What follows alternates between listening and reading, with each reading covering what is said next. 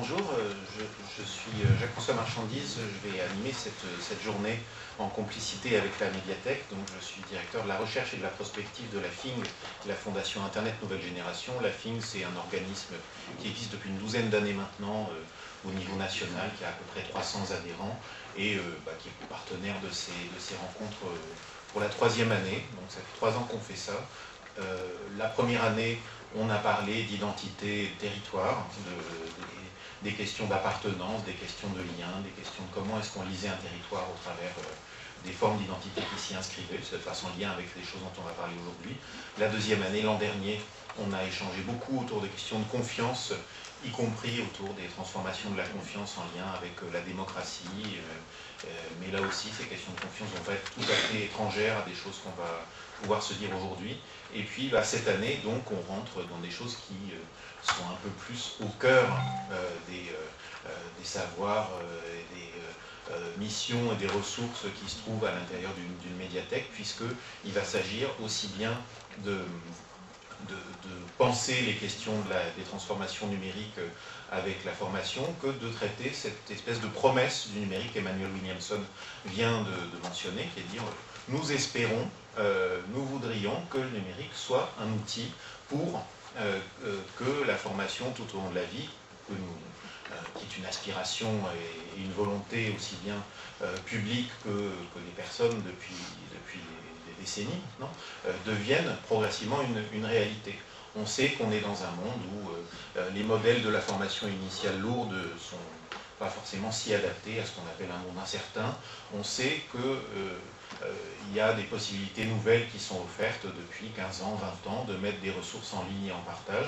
On sait qu'il y a des modèles en conflit à l'intérieur de ça, entre des approches très contributives, très collaboratives, des approches de transformation du côté des artisans de la connaissance, du côté des scientifiques, du côté des enseignants, et puis d'autres du côté des bibliothèques. Et puis je pense qu'au fil de cette journée, on va voir plusieurs lignes de tension, celle autour des ressources et de leur mode de production, celle autour des parcours, allons vers l'individualisation ou trouvant des nouveaux cadres collectifs, et puis celle autour des médiations et des référents, c'est-à-dire autour des positions des professionnels qui sont confrontés à ces contextes, on va dire, plus ou moins self-service, avec un curseur qui se règle entre je sais me servir tout seul, je fais confiance à mes pairs, et je suis confronté à de la formation verticale lourde.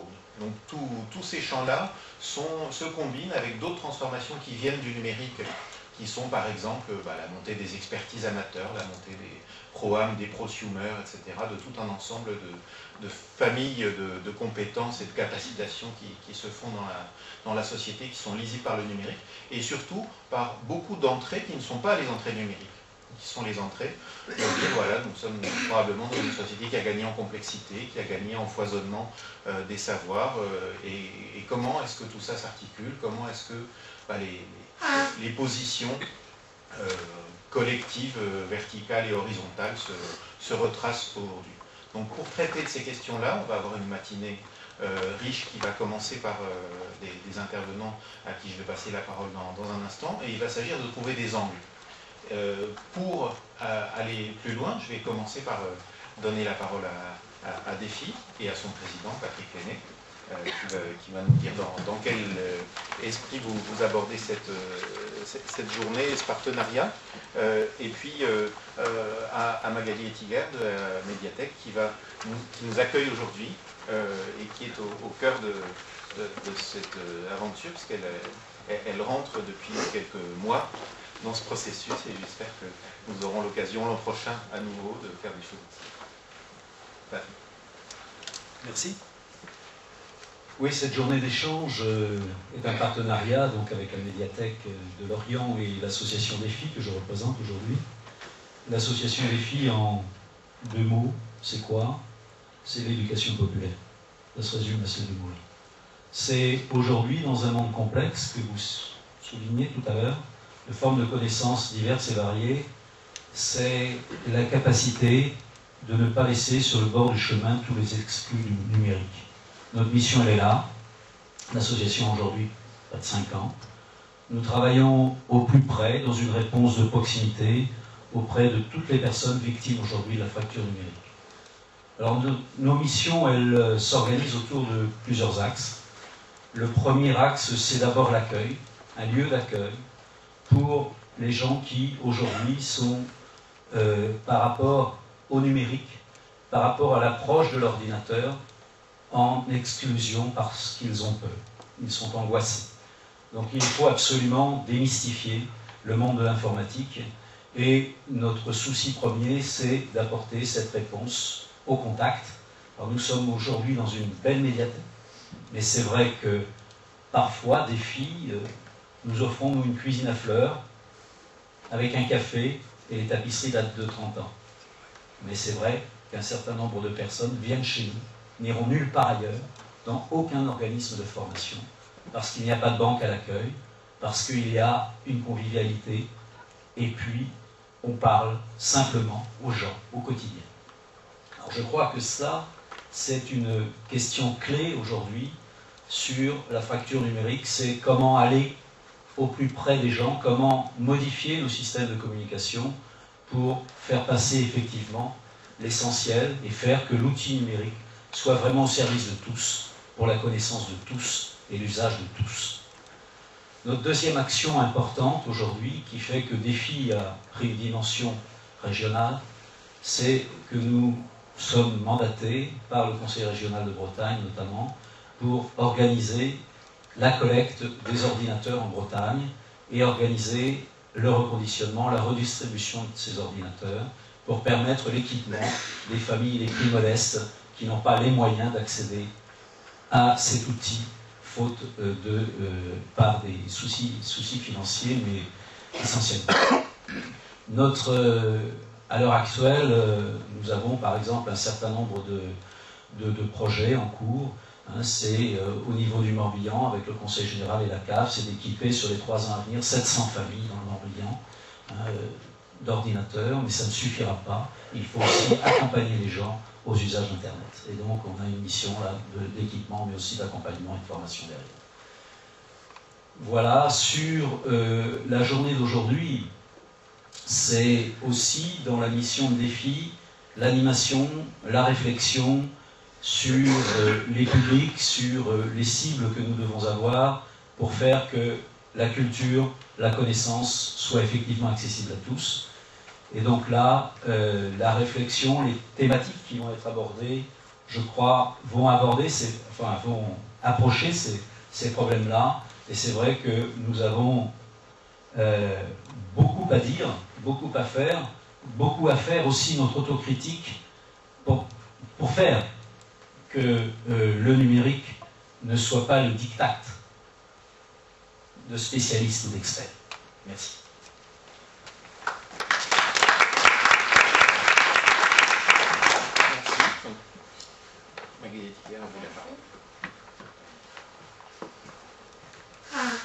Bonjour à tous, donc j'ai la très agréable tâche de vous souhaiter à tous la bienvenue à la médiathèque de Lorient pour cette rencontre sur un sujet qui nous tient énormément à cœur à la médiathèque, sur l'apprentissage tout au long de la vie.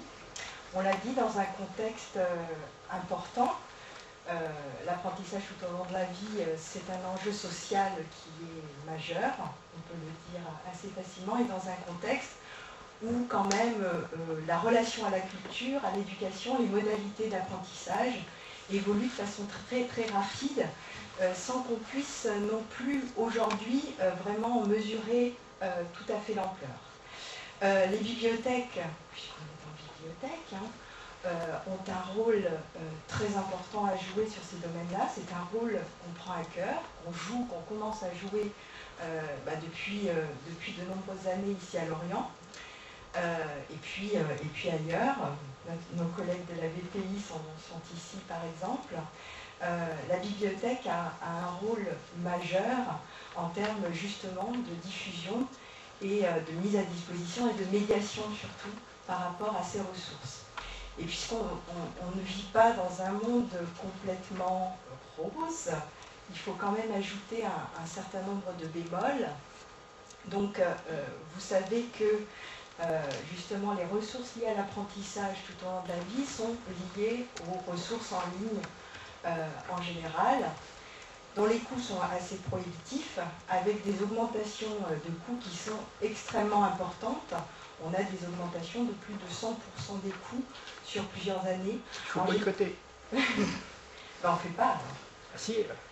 Donc, en équivalent, j'ai pas trouvé grand-chose en fait qui ait autant augmenté, ni la pomme de terre en fait. Donc, c'est pas une comparaison tout à fait adaptée.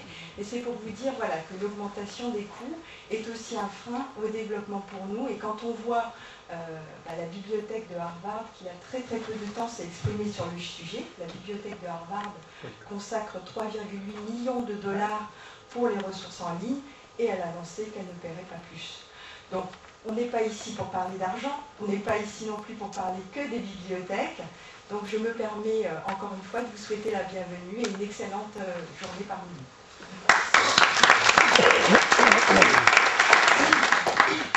Merci. Alors, vous avez l'un et l'autre, aussi bien Patrick que Magali, donné deux angles qui vont être très intéressants autour de cette journée. Le premier, c'est celui que vous venez de mentionner, autour des ressources et de leur gratuité ou de leur coût, etc. On a entendu réagir Michel Briand, élu de Brest, et dont on peut dire que c'est une des locomotives des transformations numériques de la Bretagne depuis pas mal d'années, qui d'ailleurs tout à l'heure fera un appel pour ceux qui ne sont pas au courant du forum des usages coopératifs qu'il organise depuis plusieurs années en Bretagne, et notamment parce que Brest travaille autour de Brest en bien commun depuis quelques années, autour des logiques de biens communs au pluriel, et donc de ressources partagées.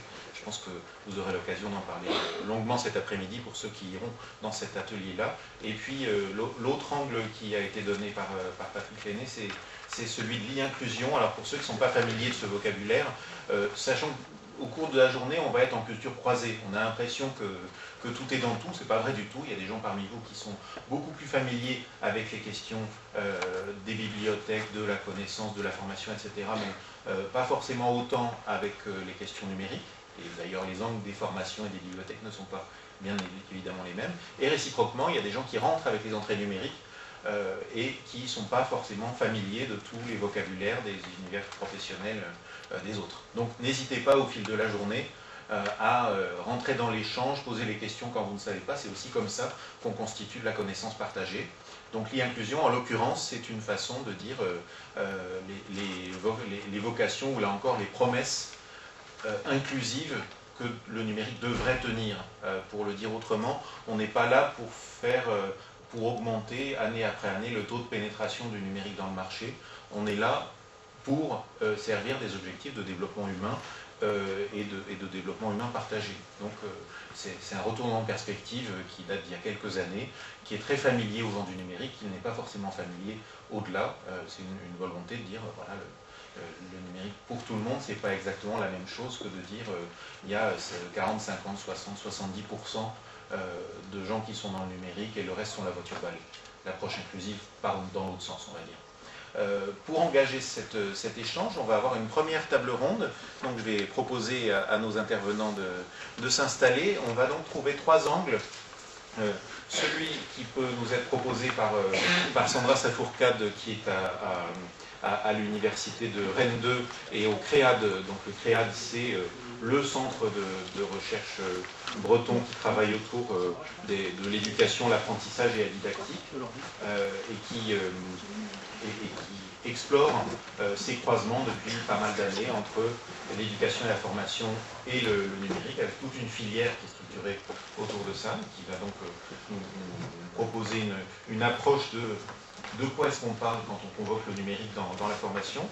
On a le plaisir d'accueillir Roselyne Lesquer, qui est chercheure à l'Université de Bretagne Sud et qui est en charge des projets européens et des projets innovants au service de la formation continue, avec pas forcément des entrées numériques, mais ça se croise évidemment très très fortement. Et donc c'est d'autant plus un plaisir que c'est la troisième année que nous faisons ces rencontres, et c'est la première fois qu'un lien direct est fait avec l'Université de Bretagne Sud, qui est pourtant fort logique. Donc ça rentre dans notre sujet d'aujourd'hui, c'est comment est-ce qu'on arrive à faire des maillages denses et continus sur ce type de thématique croisée. Et puis Guy Desaguliers, qui est au Conseil régional de Bretagne, en charge notamment des questions de développement numérique liées au projet numérique et à l'inclusion, et qui est extrêmement familier des questions d'éducation et de formation croisées avec le numérique. Je vais donc commencer par passer la parole à Sandra Safouka. Alors, on a pris un petit peu de retard, on va pas le rattraper beaucoup à mon avis, donc nos estomacs souffriront, mais on va essayer de le rattraper un petit peu. Sandra.